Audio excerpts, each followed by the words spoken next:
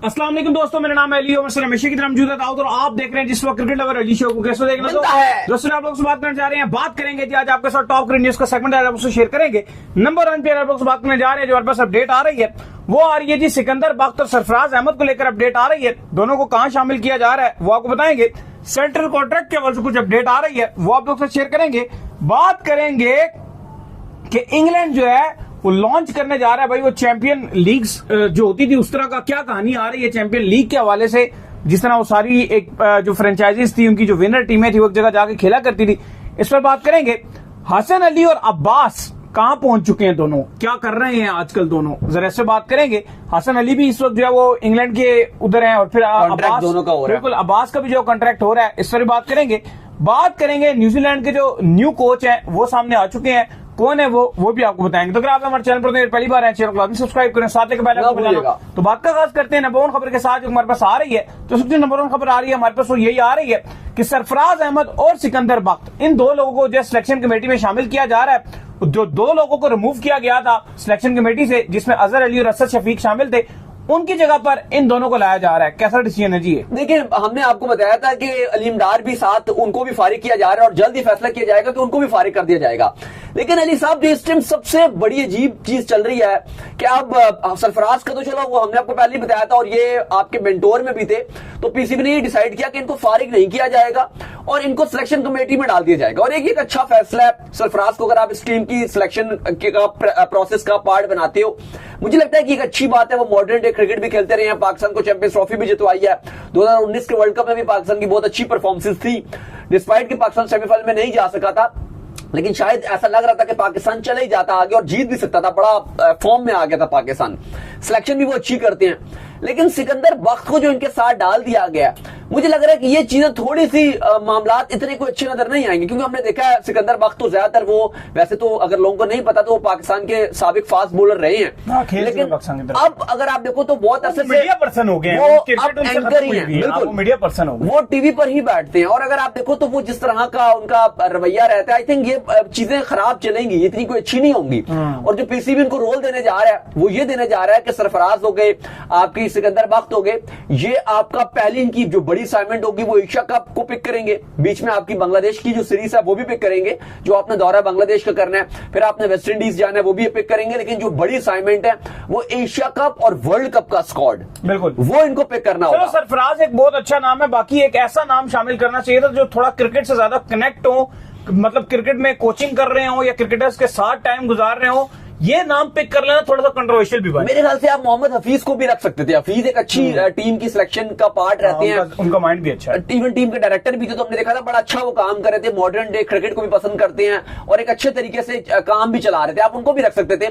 अब देखो, सिकंदर बख्त के लाने से मसला जो सबसे बड़ा बनेगा ना अली, वो मिस मैच का होगा कि अब सरफराज थोड़े, हमने देखा कि धीमे मिजाज के हैं, वैसे तो जो फील्ड पे रहते हैं तो बड़ा चीखते हैं, लेकिन ऑफ द फील्ड वो बड़े धीमे रहते हैं। अब सिकंदर बख्त का जो स्टाइल है वो डोमिनेट करने वाला स्टाइल है, कि वो अपनी बात मनवाने वाला स्टाइल है, कि हर बात पे वो अपनी बात मनवाने की कोशिश करेंगे।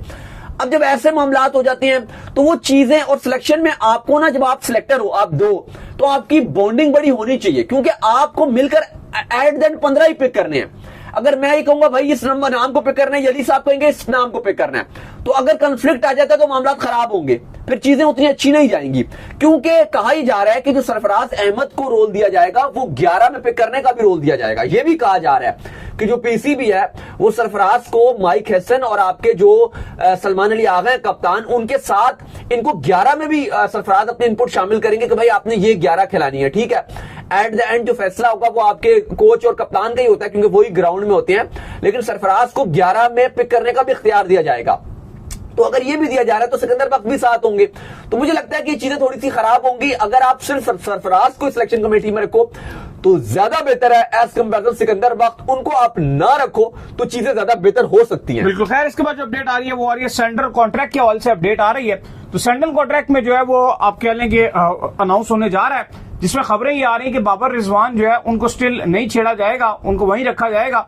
लेकिन आगा सलमान के हवाले से खबर आ रही है कि उनको एक कैटेगरी में शामिल किया जा रहा है। भाई देखिए, अब आगा को होना तो चाहिए, क्योंकि तीनों फॉर्मेट में वो खेलते हैं। वाहिद इस टाइम आपको खिलाड़ी नजर आ रही है, साइम अयूब नजर आते हैं। अब बाकी तो आपको इतने प्लेयर नजर नहीं आते। और आगा का टैलेंट भी यार देखो, जिस तरह से बैटिंग वो तीनों फॉर्मेट में कर जाते हैं, और नंबर भी कोई नहीं है उनका, ओडीआई में अलग, T20 में अलग, तीनों फॉर्मेट में बैटिंग कर जाते हैं। टेस्ट मैच में भी 7वें नंबर पे आ रहे हैं, कभी 8वें नंबर पे आ रहे हैं और अच्छी बैटिंग करके दिखाते हैं। टेस्ट मैच में भी पूरा हर मैच वो खेल रहे होते हैं। ओडीआई में भी निचले नंबर पर आकर खेलते हैं, नंबर 6 पे आके खेलते हैं, या कभी 5 पे मौका मिलता है, ज्यादातर तो उनको 6 पे मौका मिलता है। T20 में भी उनको 5 पे वो खेल रहे हैं। तो सारे नंबर ही अगर आप देखो तो फिनिशर वाले नंबर है, मुश्किल नंबर है, और अच्छा वो कर रहे हैं, तो वही डिजर्व करते हैं। तो फिलहाल पीसीबी ने डिसाइड कर लिया है, सिलेक्शन कमेटी ने, और जो सेंट्रल कॉन्ट्रैक्ट तैयार किया इंटरनेशनल डिपार्टमेंट के साथ मिलकर, तो फैसला यह किया कि अब सलमान अली आगा को एक कैटेगरी में रखा जाएगा।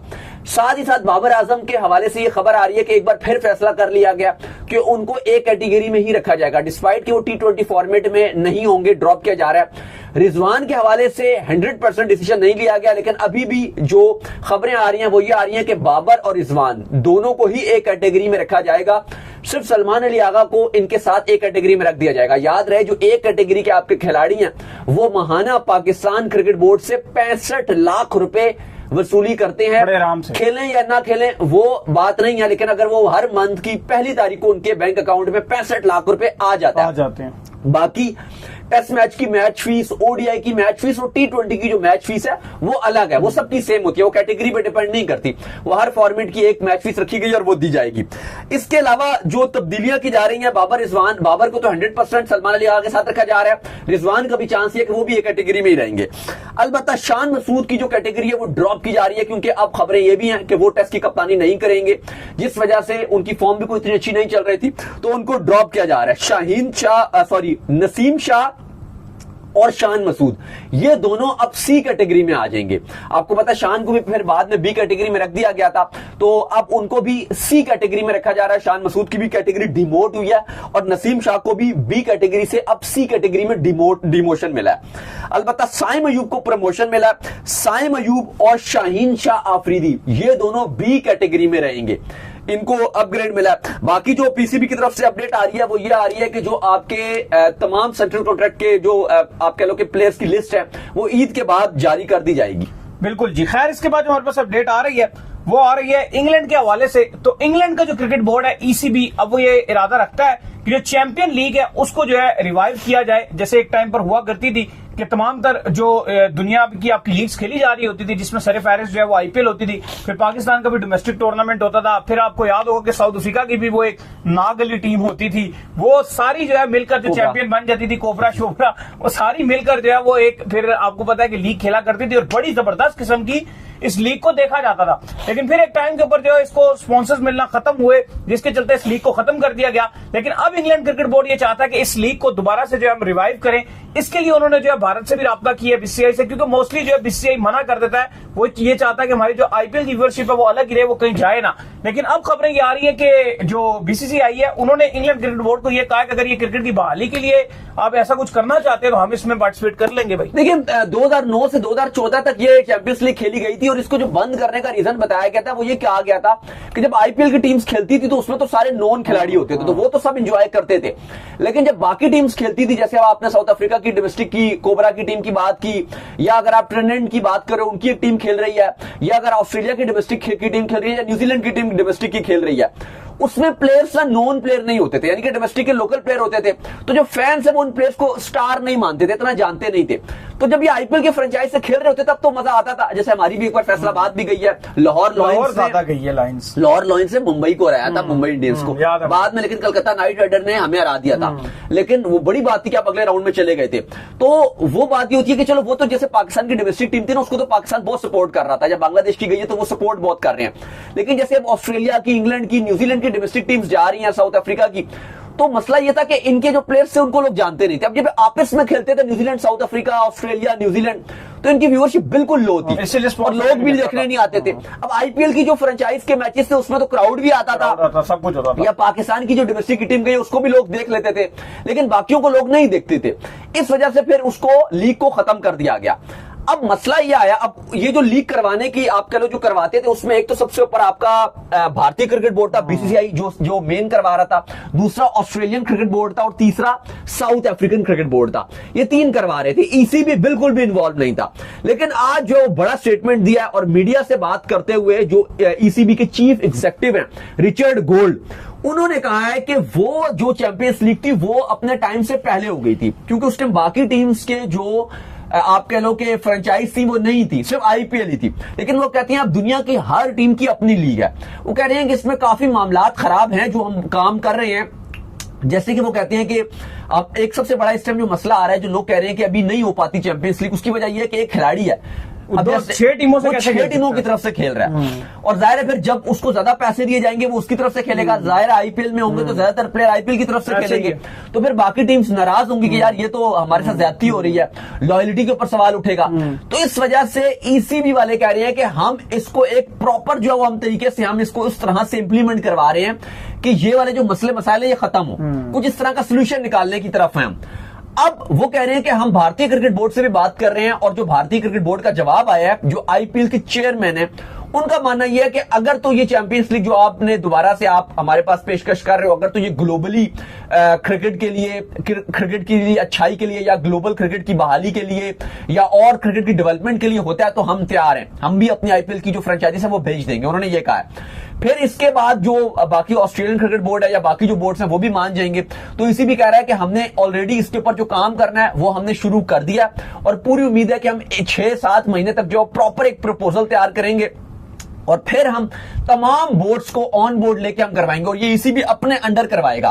तो जाहिर है पहला इसका एडिशन पॉसिबल है कि इंग्लैंड में होगा, लेकिन ये बहुत मजेदार होगी अगर पाकिस्तान सुपर लीग की जो चैंपियन है वो चली जाए, आईपीएल की चैंपियन टीम है वो चली जाए, फिर अगर आप देखो तो यूएई की भी उन्होंने कहा एक टीम है इस टाइम, ILT20 होती है, फिर साउथ अफ्रीका की भी टीम है, बिग बैश की भी है, फिर अगर आप देखती हो तो हर almost Bangladesh premier league, CPL, LPL, Lanka premier league, हर किस्म की टीम है। उन्होंने साथ एक और एग्जांपल दी, उन्होंने कहा कि रग्बी का भी जो क्लब लेवल का वर्ल्ड कप है वो होता है। अगर आप फुटबॉल का भी देखो तो 32 टीमें खेलती हैं, जो फुटबॉल का जो वर्ल्ड चैंपियनशिप होती है जो क्लब में होती है, क्लब की टीम्स खेलती है, इंटरनेशनली रिप्रेजेंट करती हैं, 32 टीम्स हैं। तो वो कह रहे हैं कि आज नहीं तो कल क्रिकेट में ये होना ही होना है, क्योंकि हर बड़े स्पोर्ट्स में ये हो रहा है, तो आज नहीं तो कल होना है। और वो कहते हैं जी कि वुमेन और मेंस दोनों का जो चैंपियंस लीग है वो हम स्टार्ट करने जा रहे हैं। बिल्कुल, जिसके बाद जो अपडेट आ रही है वो आ रही है हसन अली के हवाले से, और अपडेट ये आ रही है कि हसन अली जो है उनका इंग्लैंड में कॉन्ट्रैक्ट होने जा रहा है। T20 ब्लास्ट में जो है हसन अली जो है अब आपको खेलते हुए नजर आएंगे। किस टीम के साथ कॉन्ट्रैक्ट हो रहा है? देखिए फिलहाल तो हसन अली की जो वाइफ है वो उनके लिए चाय बनाते हुए नजर आ रहे हैं, और लोग काफी उनको कुछ जो है वो मजाक उड़ा रहे हैं, कुछ उनको अप्रिशिएट कर रहे हैं, कुछ उनको क्रिटिसाइज कर रहे हैं कि ये घर पे भी क्या कर रहे हैं। खैर ये उनका पर्सनल मामला है, लेकिन उन्होंने स्टोरी लगाई थी तो ये आजकल बहुत उनका चल रहा है कि वो अपनी वाइफ के लिए चाय बना रहे थे ट्रैवलिंग की थकान उतारने के लिए। लेकिन अली साहब, हसन अली की इंग्लैंड में T20 ब्लास्ट में कॉन्ट्रैक्ट हो गया, और वर्कविकशायर ने हसन अली को T20 ब्लास्ट के लिए साइन कर लिया। और वजह यह बनी कि जो PSL में उनकी शानदार परफॉर्मेंसेस थी, बड़ी बेहतरीन परफॉर्मेंसेस दिखा रहे थे, फिर हसन अली को पाकिस्तान टीम में सिलेक्ट किया गया, और वहां भी हसन अली ने 50 बेस्ट बॉलिंग फिगर इंटरनेशनली हासिल की। अच्छा, हसन अली के कमबैक के पीछे काउंटी का भी बड़ा हाथ है, जिसने भी पाकिस्तान टीम से बाहर थे ना, इन्होंने इंग्लैंड में जाके काउंटी बहुत खेली है। बिल्कुल काउंटी खेली है, लेकिन फिलहाल T20 ब्लास्ट के लिए इनको साइन कर लिया गया। खैर जिसके बाद जो हमारे पास अपडेट आ रही है वो आ रही है अब्बास के हवाले से। तो अब्बास को भी जो है वो साइन कर लिया गया है। अब ये भी जो है वो इंग्लैंड में आपको जो है काउंटी खेलते हुए नजर आएंगे, जो चैंपियनशिप चल रही है उनकी, उसके अंदर जो है ये आपको खेलते हुए दिखेंगे। और ये बड़ा लॉन्ग टर्म जो है इनके साथ कॉन्ट्रैक्ट कर लिया गया, सितंबर तक अभी इंग्लैंड में खेलेंगे। भाई देखिए बिल्कुल, नॉटिंघम शायर जो है उसने अब्बास को साइन कर लिया, और अब्बास वहां पर काउंटी खेलेंगे, रेड बॉल क्रिकेट खेलेंगे। और आपको पता है हसन अली जो चैंपियनशिप, हसन अली जो T20 ब्लास्ट खेलेंगे ये अब काउंटी चैंपियनशिप खेलेंगे। हुआ ये है कि पहले अब्बास का हाफ कॉन्ट्रैक्ट था, लेकिन अब क्योंकि पाकिस्तान की भी कोई क्रिकेट तो है नहीं, तो अब्बास ऑलरेडी आपको पता है पाकिस्तान की तरफ से भी कम बैक कर चुके हैं, तो फिर अब्बास फ्री थे, तो फिर नॉटिंघम शायर ने अब उनको पूरे सीजन के लिए जो साइन कर लिया, और अब अब्बास पूरा सीजन इंग्लैंड में खेलेंगे। और अब्बास की हमने देखा है कि क्योंकि बेशक वो स्लो बॉल करते हैं, लेकिन उनका जो स्विंग है वो बड़ा अच्छा होता है। और ये लास्ट तो इंग्लैंड में खेले थे तो वहां पर इन्होंने बड़ी जबरदस्त विकेट, इंग्लैंड में बड़ा यूटिलिटी बॉलर रहते हैं, तो अब ये वहां खेलेंगे पूरा सीजन। खैर इसके बाद जो अपडेट आ रही है वो आ रही है न्यूजीलैंड के हवाले से। तो न्यूजीलैंड के न्यू कोच जो है वो आ चुके हैं। कौन है भाई ये? लेकिन रॉब वॉल्टर को अब न्यूजीलैंड ने अपना न्यू कोच अपॉइंट कर लिया। हमने आपको बताया था कि जो गैरी स्टेट थे अब वो न्यूजीलैंड की कोचिंग छोड़ चुके हैं। 2018 में उन्होंने कोचिंग दोबारा से कोचिंग स्टार्ट करना की थी, जब माइक हैसन जो करंटली पाकिस्तान के हेड कोच हैं उन्होंने 2018 में स्टेप डाउन किया था। तो फिर उसके बाद 2018 के बाद से गैरी स्टेट 7 साल हो गए हैं न्यूजीलैंड के साथ जुड़े हुए थे, तो फाइनली उन्होंने स्टेप डाउन कर दिया। तो अब साउथ अफ्रीका की तरफ से ये कोचिंग करते रहे हैं रॉब वॉल्टर, साउथ अफ्रीका के फॉर्मर कोच रहे हैं, 49 ईयर्स ये ओल्ड है।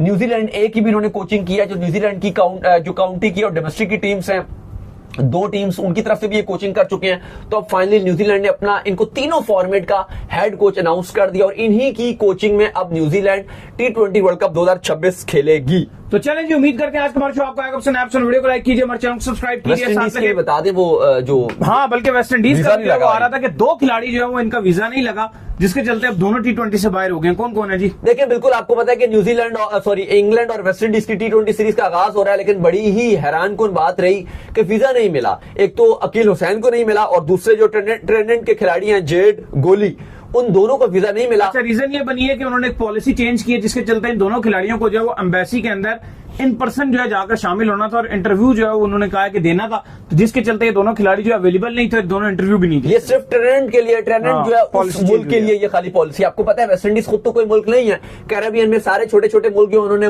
मिल के बनाया हुआ है। तो जो ट्रेंडेंट के खिलाड़ी थे उनके लिए ये पॉलिसी थी कि आपको वहां जाके पेश होना है। लेकिन बहरहाल जो वेस्ट इंडीज क्रिकेट बोर्ड है वो कह रहा है कि हम पूरी कोशिश करते हैं कि हम मामला देखें, लेकिन फिलहाल अब यही लग रहा है कि ये ना सिर्फ पहले मैच से बाहर हो गए हैं बल्कि पूरी सीरीज से अब ये दोनों बाहर हो गए। इनकी रिप्लेसमेंट पे अब जो ओडीआई स्क्वाड में थे रोस्टन चेस, अब उनको T20 स्क्वाड में डाल दिया गया। तो जाइए जी, इंस्टाग्राम पे इनको फॉलो कीजिए। बिल्कुल जी, इंस्टाग्राम पे मुझे फॉलो कर लीजिए, वहां पे मैं मौजूद हूँ, दाऊद क्रिकेट के नेम से। अगर आपको कोई सवाल हो तो भेजिएगा। और अली साहब, आज काफी जगह लोग ईद भी मना रहे हैं। तमाम लोगों को हमारी तरफ से दिल की अता गिराइयों से, जो कि दुबई हो गया, सऊदी अरेबिया हो गया या ऑस्ट्रेलिया, इंग्लैंड, जहां हज की भी मुबारक हो आप सब लोगों को। हज की मुबारक और तमाम लोगों को ईद मुबारक। और जितने लोग कुर्बानी कर रहे हैं आज बाहर मुल्क में कर रहे हैं, इंग्लैंड में, अमेरिका में या दुबई में या कतर में, जहां भी हैं, उन सबको कुर्बानी की भी कि वो अल्लाह की कुर्बानी कबूल अता फरमाए, क्योंकि हम लोग की कुर्बानी तो कल है। बिल्कुल, अली को भी फॉलो कीजिए ऑफिशियल के नाम से, लिंक डिस्क्रिप्शन में मौजूद है। फिर आपसे मिलते हैं नेक्स्ट वीडियो, तब तक के लिए ख्याल रखिएगा।